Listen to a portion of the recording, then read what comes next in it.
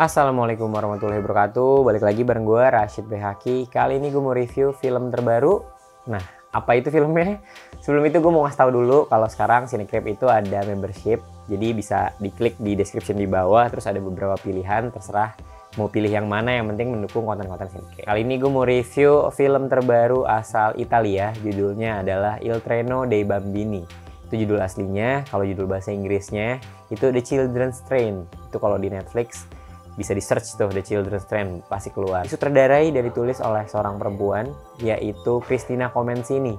Ini sutradara yang cukup lama ya berkarir di sutradara. Jadi udah sekitar 60 tahunan gitu usianya sekarang. Dan juga ini sebenarnya diadaptasi dari novel yang judulnya sama, dikarang oleh Viola Ardone, yang seorang perempuan juga. Bercerita seorang anak kecil berusia 7-8 tahun namanya Amerigo.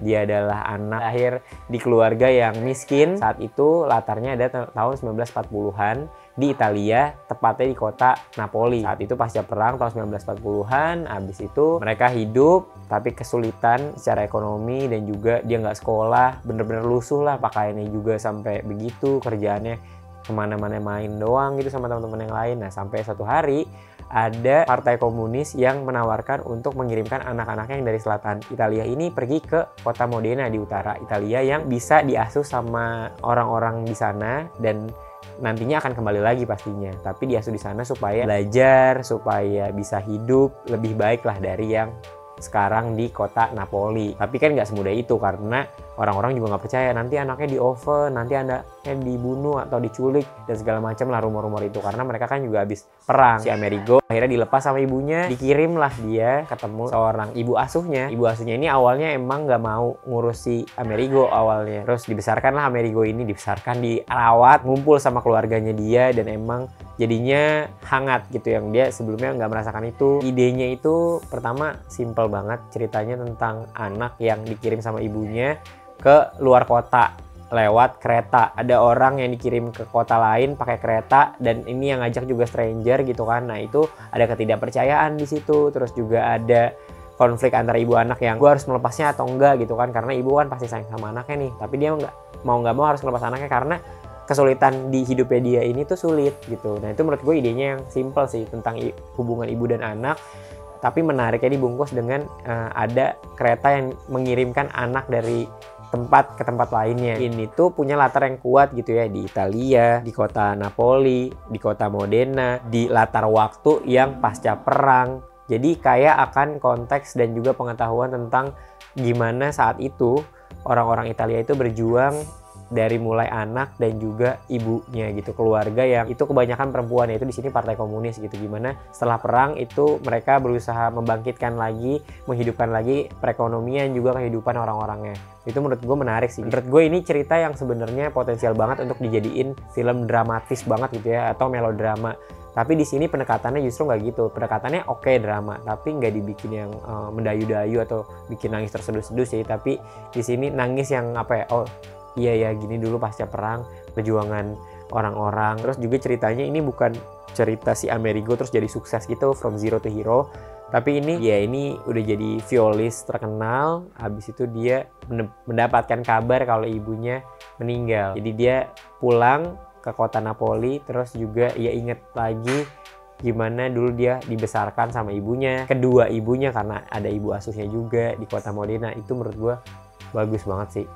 Ceritanya nggak dibikin tiba-tiba sukses, nanti akan sukses gitu sih. Jadi ya udah fokus aja gimana si Amerigo ini orang yang udah sukses sekarang, terus mengingat lagi waktu dulu dia pernah dibesarkan dengan keadaan yang sangat sulit. Karakternya menurut gue karakter otentik banget. Karakter dua ibunya, kita bisa lihat gimana ada dua orang yang sama-sama nggak ada sosok laki-laki di dalam hidupnya. Satu ketika kehilangan saat perang, terus satu lagi si ibunya Amerigo kandungnya itu hilang bapaknya karena pergi ke Amerika dan nggak tahu kabarnya, dan itu jadinya sama-sama sendiri membesarkan si Amerigo sebenarnya kan, walaupun tetap ada keluarga besarnya. Dan pastinya kalau dari segi desain produksi gitu ya, pakaiannya, terus juga tata riasnya gitu, terus juga pastinya setnya, propertinya, semuanya dibikin pas di tahun 1940-an akhir gitu ya.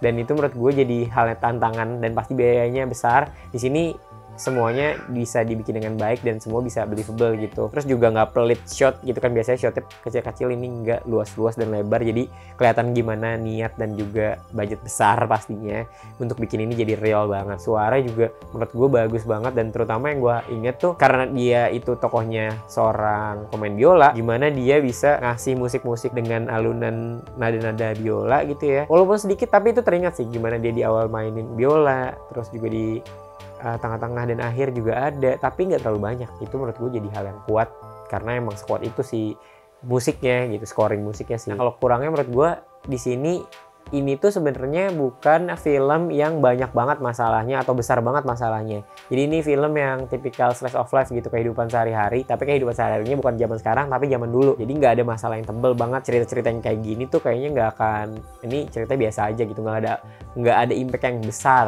gitu mungkin ya. Terus kedua, penasaran aja gitu kenapa endingnya dipilih adegan yang dia pulang ke rumahnya, terus di rumahnya udah gitu.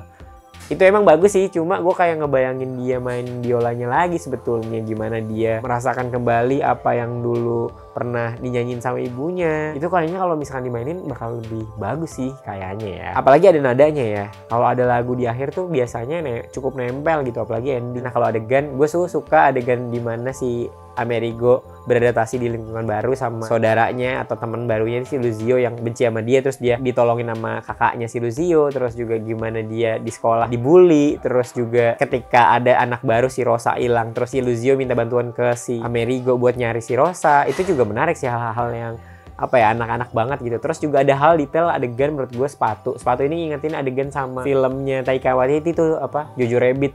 Dia kan ngomongin sepatu juga ya, jadi inget itu aja karena latarnya kurang lebih ya deketan lah. Pastinya adegan dia pulang ke rumah, inget lagi tentang ibunya dan ada benda yang dia temukan lagi yang mengingatkan dia sama hal dulu dia kayak gimana sih. Itu bagus banget. Nah, kalau skor dari gue sih 7,5. Ini film yang heartwarming, bisa ditonton saat liburan kayak gini, dengan ceritanya simple, sederhana, mudah diikuti, bisa merefleksikan diri kita kalau peran seorang ibu itu sangat penting banget buat kita, kehidupan kita, dan gimana kita mengapresiasi. Mungkin bisa ditonton, cocok banget di hari ibu sih. Bagus pokoknya. Terima kasih, jangan lupa subscribe, nyalakan notifikasinya, join membership Cinecrip juga ada, terus juga follow Instagram, TikTok kita juga ada, dan Shorts juga ada kan konten kita. Terus join Discord komunitas kita juga ada, bisa ngobrol-ngobrol lebih banyak lagi. Terima kasih.